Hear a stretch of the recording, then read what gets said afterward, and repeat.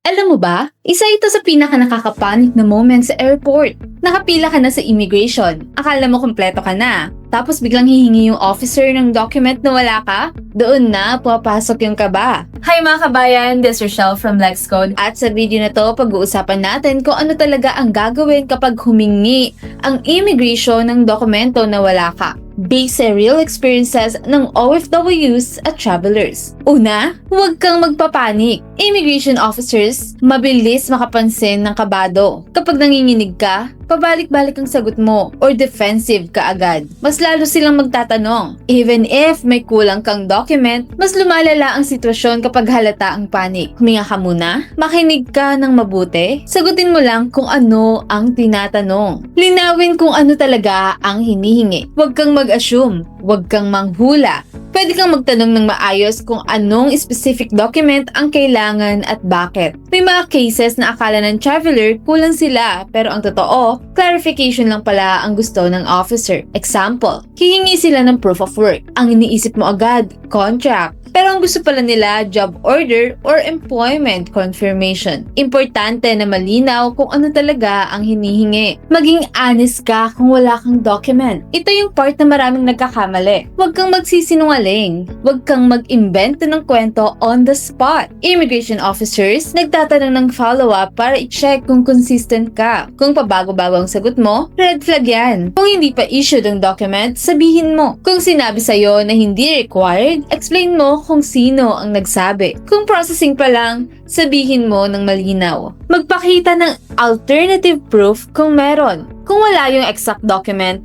tingnan mo kung may pwede kang ipakitang supporting evidence. Pwede itong emails from employer, screenshots ng official conversation, appointment confirmation, contract, or receipts. Hindi nito mapapalitan ang official document pero makakatulong ito para ipakita na legit ang travel purpose mo. Ang immigration, titingnan ng buong picture, hindi lang isang papel. Huwag kang makipag-argumento. Isa ito sa pinakamalaking pagkakamali. Kahit feeling mo tama ka, huwag kang makipagtalo. Huwag magtataas ng boses. Huwag maging defensive. Immigration decisions ay may discretion. Kapag nakipag-argumento ka, mas lalong humihigpit ang assessment. Stay respectful. Sagutin mo lang ng maayos. Huwag matakot sa secondary inspection. Kapag dinala ka sa ibang area, huwag ka agad mag-assume na denied ka. Secondary inspection, ibig sabihin, mas chine-check lang nila. Mas maraming tanong, mas detalyado, mas matagal ang waiting. Maraming OFWs ang naa-approve pa rin dito dahil consistent ang sagot at malinaw ang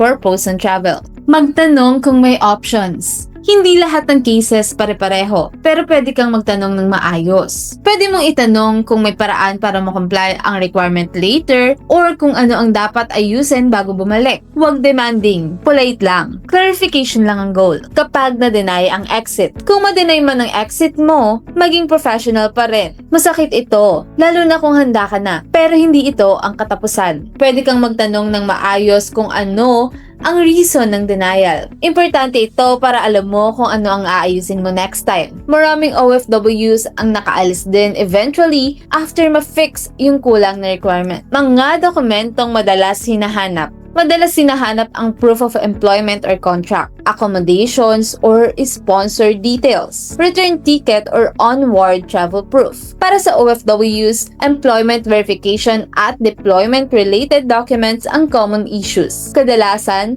hindi pabaya ang traveler, hindi lang malinaw ang requirement. Tanungin mo sa sarili mo bago bumiyahe. Kapag tinanong ako ng immigration ko anong purpose ng travel ko, kaya ko bang ipaliwanag ng malinaw sa 1 minuto? Kung hindi, kailangan mo pang mag-prepare. Ang kulang na document hindi automatic na denial. Pero ang kaba, inconsistency, at dishonesty, malaking risk. Ang immigration, tinitingnan ang kabuuan. Papers, sagot, at asal. Kung OFW ka or traveler, ang preparation ay hindi lang about documents. About ito sa pagiging malinaw at consistent sa purpose mo. Kung nakatulong yung video na to, i-share mo sa kakilala mong OFW na may biyahe papuntang ibang bansa. At kung gusto mo pa ng OFW or travel at immigration tips, subscribe ka lang at panoorin mo ang next videos dito sa channel. Thank you mga kabayan, hanggang susunod na video po!